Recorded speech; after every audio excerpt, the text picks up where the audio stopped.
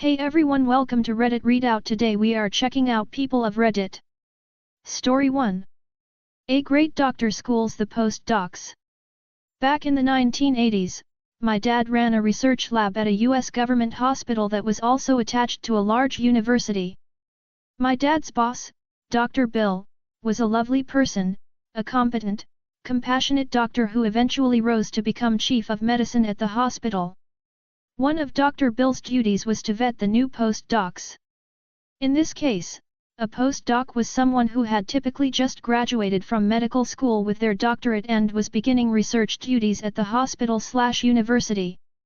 Although the new doctors were very intelligent, Dr. Bill noticed that a lot of the postdocs had terrible bedside manners. The newly fledged doctors rarely listened to their patients and often treated the nurses and lower staff poorly. The new doctors were, frankly, both rude and very full of themselves. Their attitudes were wreaking havoc with patient and staff morale, and complaints were piling up. Dr. Bill was having none of it. He was never one to shout or give long lectures. Instead, he came up with his own patient intake questionnaire. He sent each new postdoc to my dad for practice, instructing them to verbally question my dad and write the answers down themselves. Have you ever been exposed to polio? Have you ever been exposed to smallpox? Have you ever been exposed to anthrax? Have you ever been exposed to DDT? Have you ever been exposed to HIV? The list was extensive: banned pesticides, exotic diseases, poisons. My dad answered yes to every question. After the first couple of yeses, most postdocs would stop paying attention to my dad and just circle no all the way down the page. They'd perfunctorily thank my dad and leave to find Dr. Bill. Dr. Bill would look at a questionnaire filled with no S and ask the postdoc how the interview had gone. "Fine, Dr. Bill." "So," Dr. Bill would reply, "you must know the patient grew up on a farm in the 1930s and 40s. You know he went to veterinary school in the 50s. You know he's been in deadly contagious disease research since the 60s. All reasons why an individual in the 1980s would have legitimately said yes to all questions." Dr. Bill would rip them up, down, and sideways. You listen to the patients. You ask them follow-up questions. And you treat the rest of the staff with respect. Or you are through at this hospital. The postdocs would shrink a little smaller with each statement. Their egos, usually so pronounced, would deflate all the way down. They looked like fools, and they knew it. Most of them shaped up to Dr. Bill's standards of patient care. Those who didn't were let go. Over the years, the experienced postdocs got a lot of joy out of seeing the new postdocs sweat it out. My dad just loved playing the innocent patient. And Dr. Bill got, if not more compassionate doctors, then at least more thorough ones. Story 2. Remind me to never ask you to fix my coffee. Back in the early 1990s, I was a secretary to the CEO of my company. I really enjoyed working with him because he never treated me like a stereotypically 1960s secretary. He made his own coffee and copies and typed a lot of his own correspondence. One day he had a visitor, let's call him Kevin. My boss asked him if he wanted some coffee and was about to take him to the break room to get it when Kevin said, "That would be great." Kevin then looked at me, knocked on my desk and said, "Sweetie, I take cream and sugar in mine," then led my boss into his office. I fixed the cup without complaint and brought it to Kevin. About 30 minutes later I heard a snapping of fingers and looked up to see Kevin snapping his fingers at me like a dog and then pointed to his empty coffee cup. Grr. I put on my brightest smile, grabbed his cup and went to the break room. I guess I just zoned out while I was pouring creamer and sugar into his cup and didn't notice it had turned into syrup. Oops. I brought the cup back to Kevin with a smile on my face and said, "Enjoy." I didn't get to see him take his first sip because I was away from my desk, but I did see that his cup was still full after he left. Made me feel all warm inside.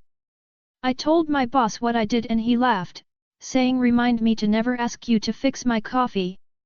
Story 3. Frat douche would play his drums till 5 a.m. every morning. This douche lived right next to me and every night would bang his drums so loud. I asked him if he wouldn't mind keeping it down that late and he pretty much told me to fuck off. I was in an opposing frat. I had enough one day and decided I was ready to get some revenge. I decided to eat a shitload of nasty food from the cafeteria, waited for digestion and shit it all into a gallon Ziploc baggie. Flattened it and threw it in the freezer. Waited for him to come back from the beach. One day I saw him wasted coming back with some other buddies.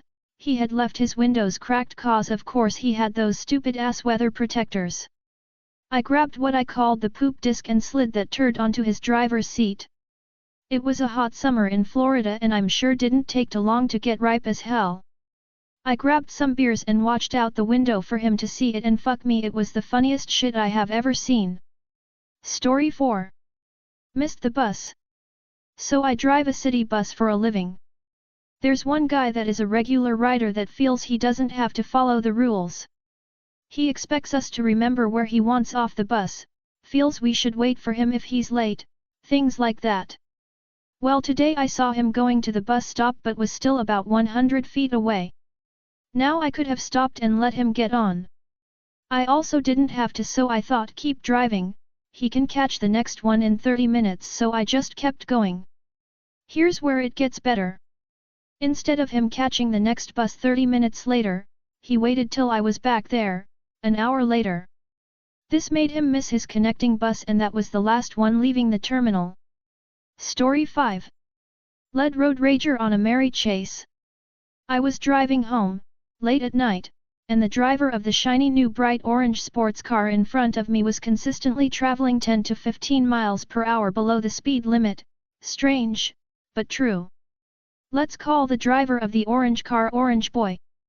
Upon reaching a straight stretch of road, I accelerated and overtook. I was now happily traveling at the posted speed limit. Apparently having my ratty old Subaru overtake the bright orange endowment compensator was an affront to the fragile male ego, because Orange Boy sped up to match my speed, with his high beams on, and was now uncomfortably close to my rear bumper, where he stayed for several miles. Clearly, Orange Boy was unhinged. I wasn't going to lead him to my house, and I had nowhere to be and all night to get there. Orange Boy was about to learn a lesson about road raging. I passed my house, drove to the next town, headed for the back roads, and turned onto the longest dustiest unpaved road in the area. It's narrow and curvy, there's nowhere to overtake. Orange Boy was now stuck behind me, in a cloud of dust, for the duration, unless he decided to turn around. He didn't. I strung him along for 15 miles, or roughly 30 minutes, one unpaved back road after another, eventually looping back to the town where this all started, and began following the same road, for the second time. Orange Boy conceded defeat at that point and turned off onto a side road and disappeared. I'm sure Orange Boy enjoyed both the scenic drive, and washing the grime off his car in the morning. Smiley face. Story 6. Pissed in his shampoo. I, 33 21 at the time, had just gotten out of living in a homeless shelter for 3 months as a result of my alcoholism, and mental health destroyed my stability after my best friend died of an OD shortly before Christmas of that year. My friend A had taken me in. I was sober, incredibly non-intrusive, albeit constantly anxious and depressed given the situation and circumstances I had just come from, and was contributing whatever I could financially and domestically, chores, etc. Now, if the road to hell is paved with good intentions, then this house was the bathroom at the pit stop along the way. There was 7 people living in this 3-bedroom house. A, her 5-year-old daughter, A's recently divorced and relapsed mom, who was sleeping on the couch across from the one I was on, their roommate M, the downstairs tenant who was a hoarder and never bathed, myself, and the target in question, A's baby daddy, Tad. Yes, that was his name. Tad. It sounds as disgusting as he is. Tad was a pathological liar, lazy, complete with a Peter Pan complex who would impregnate women, stay for a few years before being kicked out and taken to family court for child support. I kid you not when I say that is the most diplomatic character description I could give this sponge. What made our dynamic contentious, however, was how he loathed the fact I wasn't working but he had to and absolutely hated the fact I was better at trivia than him. My only solace in this was playing Left4Dead on the Xbox. It was the game my friend and I would play before he died, so it was comforting and a form of exposure therapy because I was finding joy in something we previously enjoyed together without him. But it was Tad's. So, after I royally hooped his ass at trivia night, he rage quit and the next morning he took the game and put in his room. Tad was not unaware of what I was going through. Much like I wasn't unaware of his neurotic fixation on the dandruff existing amongst his receding hairline, ultimately preventing me from playing it. And that pissed me off. Not so much that he put what was rightfully his out of my reach, but that he had done so passive-aggressively and with spite. A was aware of all of this and proved to be more concerned with placating the man-child, squeezing me for whatever money I had, and eventually joining in on his passive crusade than maintaining our 1-3-year friendship. M, however, proved to be a cool dude and was on my side. Back to the dandruff.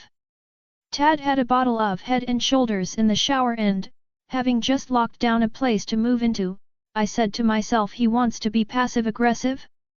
I'll show him passive-aggressive. Unscrewed the lid to his shampoo bottle, and took the rankest first thing in the morning piss right into it. Put the lid back on and shook it. I told M what I had done and then made an exit without ever returning. Later that week over Messenger, M told me Tad had come down after a shower while he and A were watching TV and with a shit-eating grin said the Head and Shoulders made my scalp tingle. And M couldn't hold the laughter. He had run out of the room and left Tad and A with perplexed looks on their faces. He said it was one of the best things to be in on. Story 7. A band of petty teen girls. I don't know if this counts as petty or just me and my friends being annoying, but here we go. My school has a slight record for being very sexist. There are a lot of very strict and dumb rules in place, and a lot of the male authority figures are very sexist or just straight up perverted to the girls. One example of this is the football coach. We'll call him Mr. J. Me and 3 of my friends, all females, were sitting in class one day when the front office lady made an all-call announcement over the speakers saying, "All boys who want to play football this year please report to the library." Girls are technically allowed to play football in my school, but Mr. J has never once allowed one to make the team. Even the girls who were 10 times better than most of his football players. Many girls had tried, they all failed. Me and my friends decided to just be petty and go too. We all walked to the library, sat front and center and waited for Mr. J to start. He looked shocked when he saw us walk in and looked even more shocked when we started taking pamphlets and actually waiting for him to start. He was visibly uncomfortable, which made us all very happy. We were all a couple feet away from him staring directly at him. We didn't take our eyes away from him the entire time and even asked follow-up questions like, are there special pads for girls? Is there a girls' football locker room? Are girls actually going to be allowed to make the team this year? Every time we asked a question he would act like he didn't hear us and move on to one of the boys. A week later we all showed up to tryouts, along with 8 other girls who agreed to do it just for shits and giggles. None of us made it, but it was fun to watch the coach squirm uncontrollably every time one of us showed up. The guys. Does this count as petty, lol? That's all for today. Please don't forget to like and subscribe.